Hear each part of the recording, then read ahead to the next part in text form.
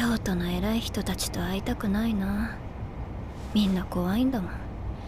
ご飯は穏やかな気持ちで食べたいのに。昨日のお酒美味しくない。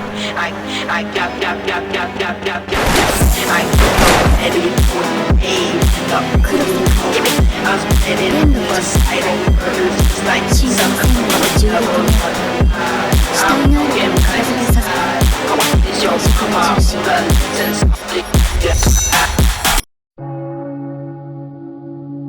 You cannot change. You will always be a monster.